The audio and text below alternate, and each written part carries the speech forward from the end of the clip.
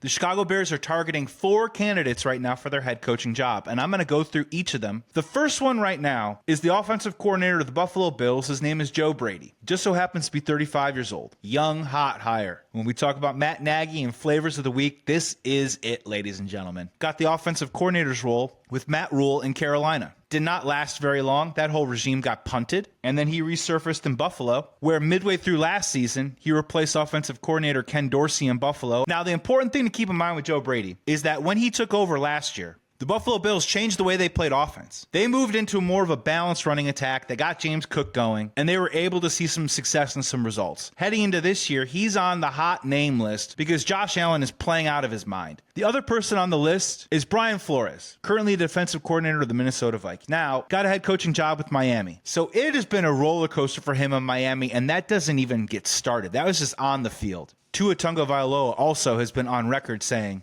that Brian Flores treated him terribly when the two of them worked together in the building in Miami. Didn't believe in him, didn't trust him. Paraphrasing, made him feel like he was lesser than as a quarterback. Brian Flores says that he's matured and he's grown from those experiences, and we can only hope but believe him. The question remains with Brian Flores is, what would his relationship with Caleb Williams be and what would it look like? The next one is the hot name around town, and you've heard this guy's name before, I guarantee you, if you talk Chicago Bears football. It's Ben Johnson, the current offensive coordinator for the Detroit Lions. When asked in interviews who his offensive scheme is based on, his influences include Adam Gase, who, if you remember, was a terrible head coach for the New York Jets, but actually put together a pretty solid season with him and Jay Cutler in that final year before Jay left the team in 2013, and also influenced by some of the offensive schemes of Mike Martz. Take that for what you will. Ben Johnson also is responsible for helping usher a rejuvenation of Jared Goff's career. Jared Goff was a throw-in when they made that Matt Stafford deal. What Detroit wanted was the draft compensation. They weren't giddy about Jared Goff.